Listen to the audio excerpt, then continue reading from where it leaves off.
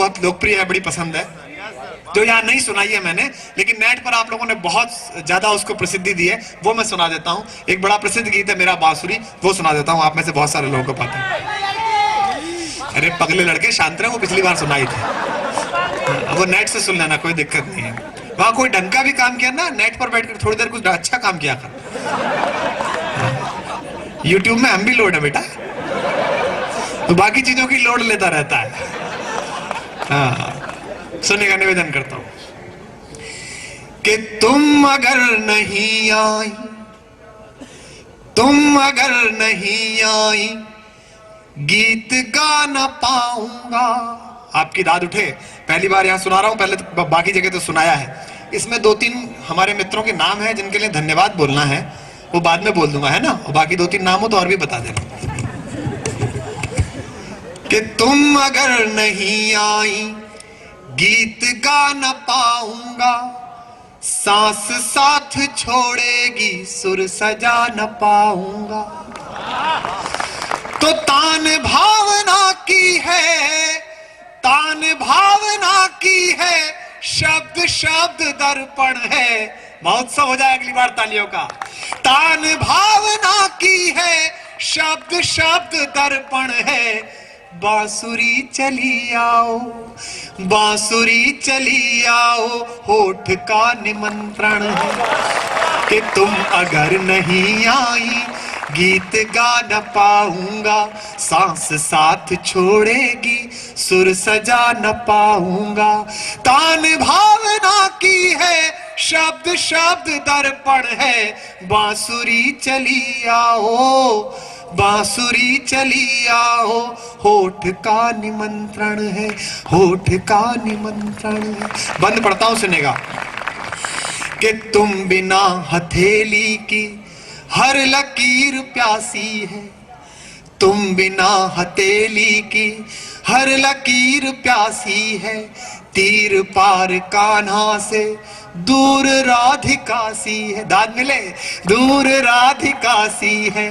रात की उदासी में याद संग खेला है। जानते हो मोहब्बत क्या?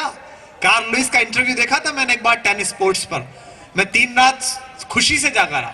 लुइस से किसी ने पूछा इतना तेज कैसे दौड़ते हो 100 मीटर में?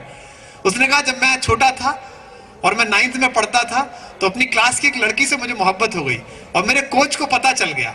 तो मेरा दौड़ का कोच ये करता था कि 100 मीटर की रिबन बांधकर उसके पीछे उस लड़की को खड़ा कर देता था और मुझसे कहता था कार्ल अगर तुम पीछे रह गए तो कोई और इसे छू लेगा।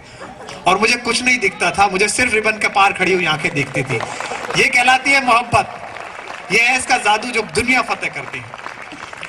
कि तुम बिना हथेली की हर लकीर प्यासी है। तीर पार कान्हा से दूर राधिका सी है। रात की उदासी में याद संग खेला है। कुछ गलत न कर बैठे, मन बहुत अकेला है। तो औषधि चली आओ, इस बार तालियां उठे। औषधि चली आओ, औषधि चली आओ, चोट का निमंत्रण है। बांसुरी चली आओ, होठ का निमंत्रण है। औषधि चली आओ, चोट का निमंत्रण है। कि तुम अलग हुई मुझसे सांस की खताओं से। लड़कियों को शुभकामनाएं, बहुत प्रगति कर रही हैं आजकल। इंजीनियर बन रही हैं, डॉक्टर बन रही हैं, प्रोफेसर बन रही हैं, साइंटिस्ट बन रही हैं। हो सकता है कुछ दिन बाद बुद्धिमान भी हो जाएं। कि तुम अलग हुई मुझसे, तुम अलग हुई मुझसे सांस की खताओं से। भूख की दलीलों से, वक्त की सजाओं से। दाद मिले। दूरियों को मालूम है दर्द कैसे सहना है। दूरियां समझती हैं दर्द कैसे सहना है। आंख लाख चाहे पर होठ से न कहना है। तो कंचनी कसौटी को, और ये हिंदी में पहली बार प्रयुक्त हुआ है तुकांत, ऐसा मुझे लगता है, मुझे आज तक नहीं मिली इस तुकांत की पंक्ति अगर आपको ठीक लगे तो हिंदी की सेना के सबसे छोटे सिपाही को जो आपकी मोहब्बतों से बड़ा हो रहा है, आप विदा भर तालियां देना। पंक्तियां पढ़ता हूं। तो कंचनी कसौटी को खोट का निमंत्रण है, बांसुरी चली आओ होठ का निमंत्रण है, औषधि चली आओ। बहुत बहुत धन्यवाद, बहुत बहुत आभार आप सबका। और दोस्तों समय की सीमा है।